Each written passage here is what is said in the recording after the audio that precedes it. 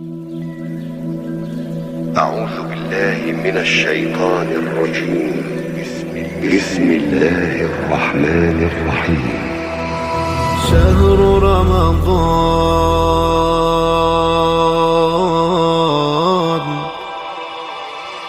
شهر رمضان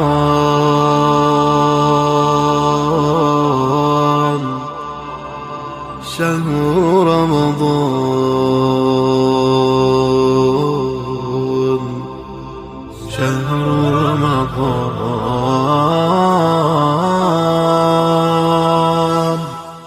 اعوذ باللہ من الشیطان الرجیم. بسم اللہ الرحمن الرحیم. فوض امری اللہ ان اللہ بصیر بالعباد.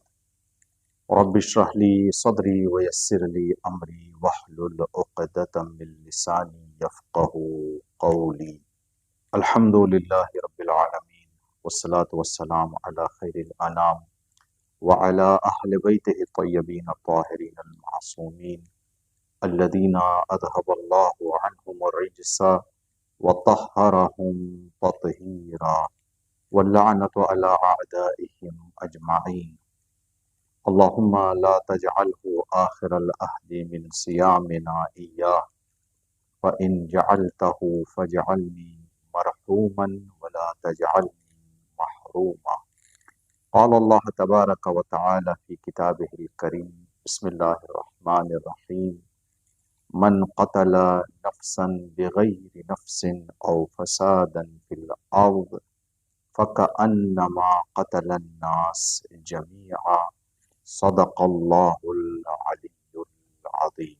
ماہ مبارک رمضان کا آخری جمعہ، جمعۃ الوداع، جو آج روز جہانی قدس سے پہچانا جاتا ہے، دنیا بھر میں حق کے طرفدار ظلم کے مخالف آواز بلند کرتے ہیں اور مظلوموں کا ساتھ دینے اور ظالموں سے بیزاری اور براءت کا اظہار کرتے ہیں. خدا تبارک تعالیٰ نے سورہ مائدہ کی آیت نمبر 32 میں ارشاد فرمایا، کسی بھی بے گناہ انسان کا قتل سارے انسانوں کے قتل کے مساوی اور برابر ہے. یہ جو آخری جمعہ کو روز قدس سے منسوب کیا گیا ہے، امام خمینی رحمۃ اللہ علیہ کی طرف سے، جو ایک دور اندیش، فہیم اور مدبر رہنما تھے اس جہان کے لیے. آپ نے 7 اگست 1979 13 رمضان المبارک 1399 ہجری قمری کے دن آپ نے یہ اعلان کیا تھا کہ ماہ رمضان کے آخری جمعہ کو روز جہانی قدس سے معین کیا جائے اور دنیا بھر میں مظلوم فلسطینی اور دنیا کے تمام مظلومین کی حمایت میں آواز اٹھائی جائے. یہ سلسلہ ابتدا میں ایک ملک سے شروع ہوا تھا، اس لیے کہ کوئی غرض، کوئی ذاتی مفاد اس ہدف میں نہیں تھا، تو دنیا نے اس کو بڑے استقبال سے قبول کیا. جیسے کہ بعض منابع اور ذرائع سے معلوم ہوتا ہے، آج دنیا میں تقریباً 80 سے زائد ملکوں میں آج کے دن کو روز قدس سے منسوب کیا گیا ہے اور مظلوموں کی حمایت اور ظالموں سے بیزاری میں آواز اٹھائی جاتی ہے. یہاں پر سوال ہو سکتا ہے کہ مظلوموں کی حمایت کے لیے ماہ رمضان ہی کا انتخاب کیوں کیا گیا، اور ماہ رمضان میں بھی جمعے کا دن ہی کیوں انتخاب کیا گیا. ماہ رمضان میں اس عظیم مقصد کی بنیاد ڈالنے کے پیچھے ایک سبب یہ ہو سکتا ہے کہ ماہ رمضان کے روزوں کا ایک مقصد تنگ دست، نادار، مجبور، اسیر اور پریشان لوگوں کی فکر کرنا ہے. دعائے اللہم ادخل علی اہل القبور السرور کو اگر ہم نگاہ کریں گے، اللہم فک کل اسیر، خدایا تمام اسیروں کو آزاد کر دے. اللہم اصلح کل فاسد من امور المسلمین، خدایا مسلمانوں کے تمام بگڑے ہوئے کاموں کی اصلاح کر دے۔ اللہم فرج عن کل مکروب، خدایا تمام پریشان حال انسانوں کی پریشانیاں دور کر دے۔ تو یہاں پریشانوں کی فکر میں رہنے، اسیروں کی فکر میں رہنے اور دنیا کے تمام مسلمانوں کے مسائل کی فکر میں رہنے کی دعوت دی جا رہی ہے ماہ رمضان المبارک کی دعاؤں میں۔ تو یہ ایک وجہ ہے۔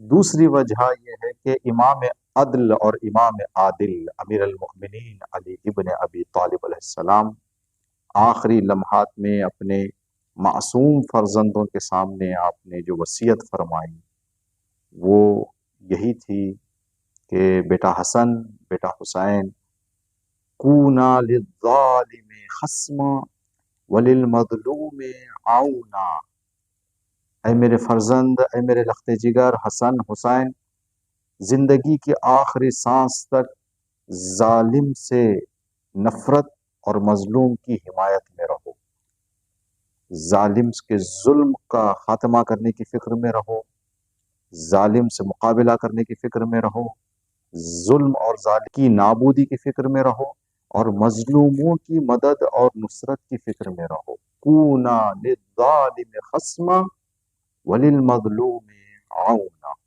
جمعہ کا دن کیوں؟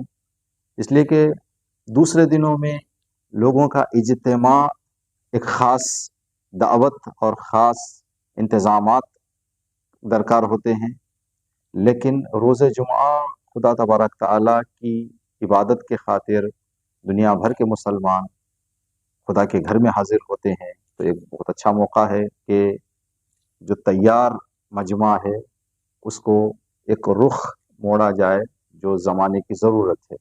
دوسری وجہ اگر تھوڑا سا غور کریں، جمعہ کے دن سورہ جمعہ پڑھنے کی سفارش کی گئی ہے نماز میں، تو سورہ جمعہ کی آیتوں میں ایک بہت بڑا حصہ خدا تبارک تعالیٰ نے متعصب، جاہل اور نادان یہودیوں کے حوالے سے مخصوص کیا ہے، جس میں اللہ نے فرمایا الذین حملوا التوراۃ ثم لم يحملوها كمثل الحمار يحمل اسفارا بئس مثل القوم الذین كذبوا بآیات اللہ واللہ لا يهدی القوم الظالمین۔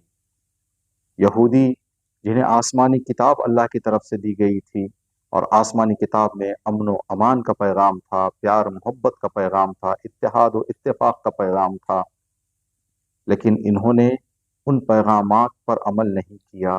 تورات تو پڑھتے رہے، تورات تو رکھے رہے اپنے پاس، لیکن پیغام الہی جو تورات میں اللہ نے بتایا تھا اس پر عمل نہیں کیا۔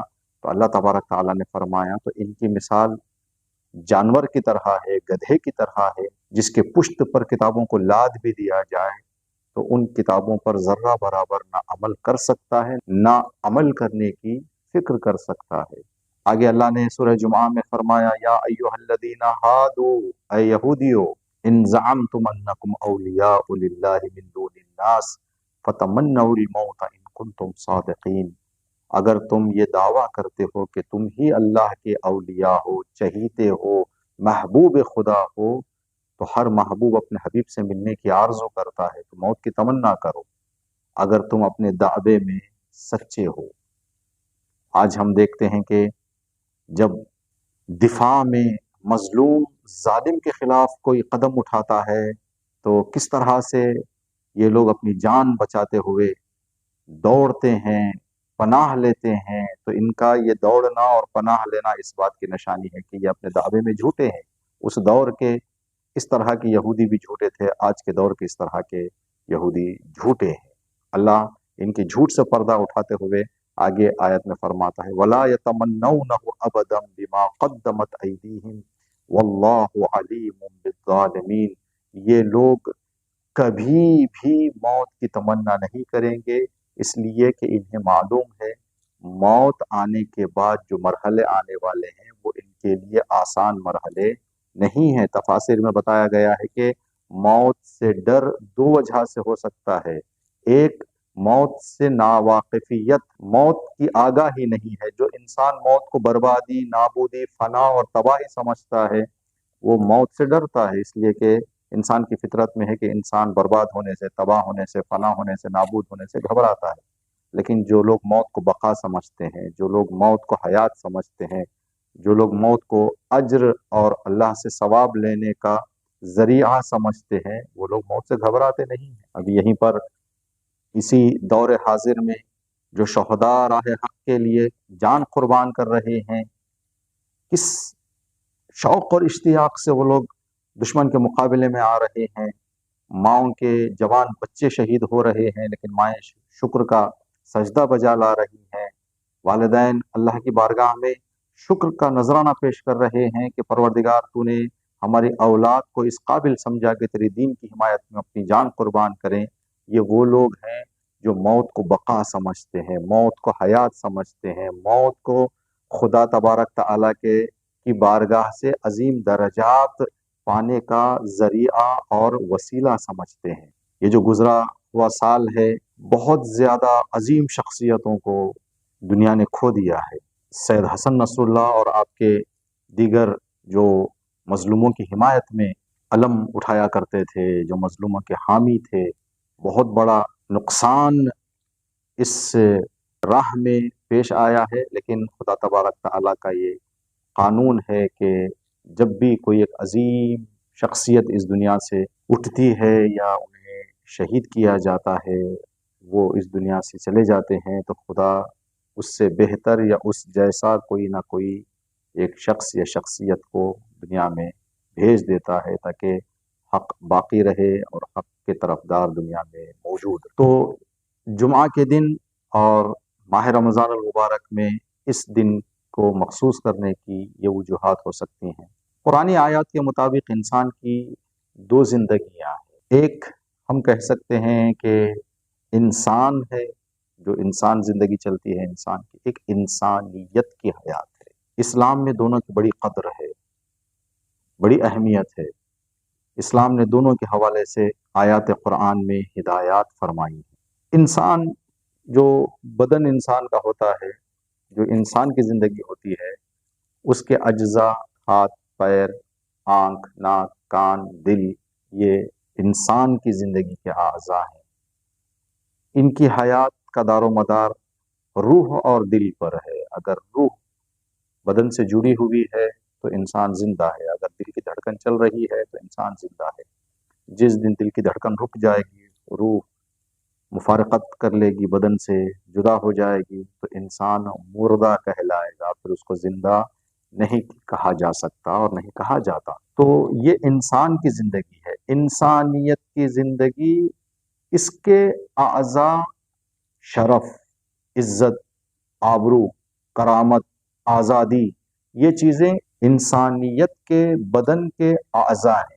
اگر ان میں سے کوئی چیز ختم ہو جائے تو پھر انسانیت زندہ نہیں ہے۔ انسانیت کے بقا کے لیے عزت ہونا چاہیے۔ وہ زندگی لے کر کیا کریں گے؟ ذلتوں سے بھری ہوئی ہو۔ امام حسین علیہ السلام کا جو نعرہ تھا راہ کربلا میں اور کربلا کے دوران، ہیہات من الذلہ ان الدعی وابن الدعی قد رکضنی بین السلۃ والذلہ ہیہات من الذلہ۔ ظالم ابن ظالم نے ہمیں دو راستے بتائے ہیں کہ یا تو سر جھکا دیں یا تو سر دے دیں۔ ہم وہ ہیں جو سر تو دے سکتے ہیں لیکن ظالم کے سامنے سر نہیں جھکا سکتے، اس لیے کہ ظالم کے سامنے سر جھکا کر زندگی پھر زندگی نہیں ہے، انسانیت مر گئی ہے، انسان زندہ ہے، انسانیت ختم ہو گئی ہے۔ تو یہ ساری چیزوں کا ہونا انسانیت کی بقا کے لیے ضروری ہے۔ دونوں کے حوالے سے قرآن پاک میں اللہ نے آیتیں ہدایت فرمائی ہیں۔ سورہ بقرہ کی آیت نمبر 195 میں اللہ تبارک تعالیٰ نے فرمایا لا تلقوا بأیدیکم الی التہلکہ، اے انسانوں اپنے ہاتھوں سے اپنے آپ کو خطرے اور موت کے منہ میں نہ ڈالو، اپنی جان کی حفاظت کرو، اپنی صحت اور سلامتی کی حفاظت کرو۔ یہ انسان کی زندگی کے لیے قرآن پاک کی ہدایت ہے کہ بے ضرورت بے وجہ اپنی جان کو خطرے میں نہ ڈالو، اپنی جان صحت کی حفاظت کرو۔ انسانیت کی زندگی کے حوالے سے اللہ تبارک تعالیٰ نے فرمایا من قتل نفسا بغیر نفس او فسادا فی الارض، جو کوئی بھی ایک انسان کے قتل کے جرم میں کسی کو قتل کرے تو وہ حقدار قتل ہے، یا فساد پھیلانے کی وجہ سے کسی کو قتل کرے تو وہ حقدار قتل ہے۔ قاتل جو قتل کیا جا رہا ہے، جو زندگی جس کی ختم ہو رہی ہے، وہ حقدار ہے اس چیز کا۔ لیکن ان دو کے علاوہ اگر کسی کو قتل کیا جائے فَكَأَنَّمَا قَتَلَ النَّاسَ جَمِيعًا، ایک انسان کا قتل گویا سارے انسانوں کے قتل کے برابر ہے، اس لیے کہ ایک ناامنی دنیا میں ایجاد ہو جائے گی، جو جسے چاہے گا، جس ارادے سے چاہے گا، قتل و غارت شروع کر دے گا۔ تو قتل ایک انسان کا بے جرم، بے خطا، بے گناہ قتل کیا جانا گویا سارے انسانوں کے قتل کیے جانے کے برابر ہے، یا الفاظ بدل دیں، انسانیت کی موت ہے، جس کے لیے امیر المؤمنین علی ابن ابی طالب علیہ السلام نے فرمایا اگر کسی معاشرے سے انسانیت ختم ہو جائے، وہ چلتی پھرتی لاشیں ہیں، وہ زندگی نہیں کہی جا سکتی۔ تو اس آیت کے مطابق ظلم کرنا، ظلم سہنا اور ظلم دیکھ کر خاموشی اختیار کرنے سے انسانیت کی حیات ختم ہو جاتی ہے، پھر اس کے بعد زندگی ذلتوں والی زندگی ہوگی، جس زندگی کو زندگی نہیں کہا جا سکتا۔ روز قدس ڈے در حقیقت انسانیت کی حیات کی حفاظت کا ذمہ لیے ہوئے ہے۔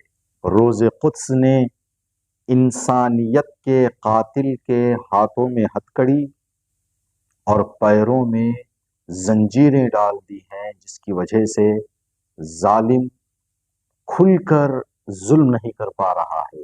محترم مؤمنین اور مؤمنات، ایک لمحے کے لیے اندازہ لگائیں کہ اگر یہ ظالم کے خلاف آواز دنیا میں جو اٹھائی جا رہی ہے، جس کی بنیاد قدس ڈے کے دن ڈالی گئی تھی اور لوگوں کو یہ شوق دلایا گیا تھا، یہ بیداری دی گئی تھی کہ ظلم کے خلاف آواز اٹھائیں، کھل کر آواز اٹھائیں، گھبرا کر نہیں، ڈر کر نہیں، تو آج تک یہ مخالفتیں، یہ آواز ظلم کے خلاف جو دنیا میں اٹھ رہی ہے، اگر یہ آوازیں نہ ہوتی اور ظالم ہوتا، کئی عرصہ پہلے یہ جو علاقہ ہے جس کی بقا اور جس کی حفاظت کے لیے وہاں کے جوان، وہاں کے لوگ اپنی قربانیاں پیش کر رہے ہیں، یہ کبھی کا ختم ہو گیا ہوتا۔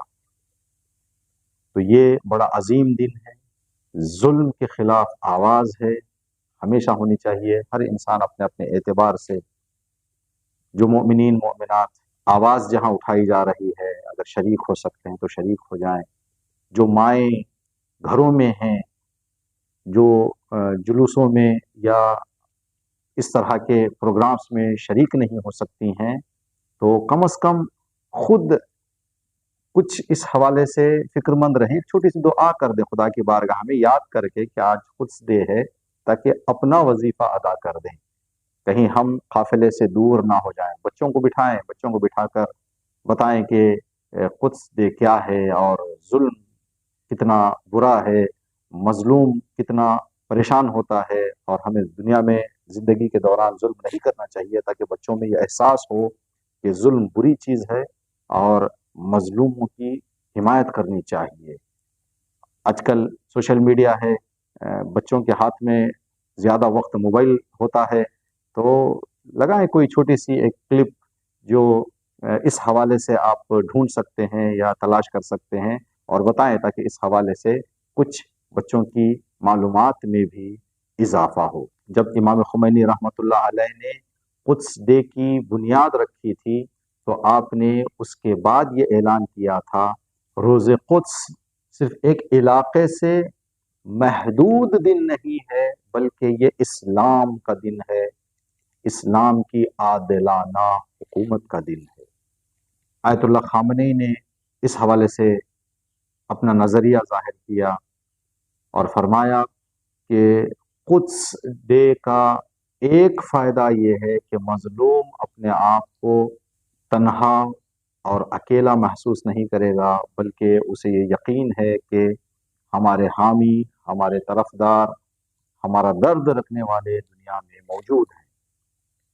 سید حسن نصر اللہ شہید مقاومت رحمت اللہ علیہ، آپ پر اور آپ کے تمام راہ حق کے شہید ساتھیوں پر آپ نے فرمایا جس طرح کا ظلم ظالم اس علاقے میں انجام دے رہا ہے، اس کا خطرہ صرف فلسطین اور فلسطین کے اطراف کے علاقوں میں نہیں، بلکہ اس کا خطرہ دنیا کی امنیت اور دنیا کی سلامتی کے لیے ہے۔ جب دنیا میں امنیت نہ ہو، جب دنیا میں سلامتی نہ ہو، تو پھر وہ دنیا زندگی کرنے کے قابل نہیں رہے گی۔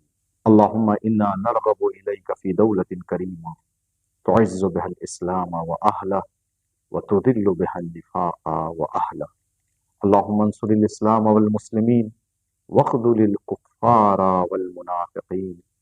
اللہم انا نشکو الیک فقد نبینا وغیبت ولینا وقلت عددنا وکثرت عدونا وتظاہر الزمان علینا وشدت الفتن بنا۔ آمین یا رب العالمین۔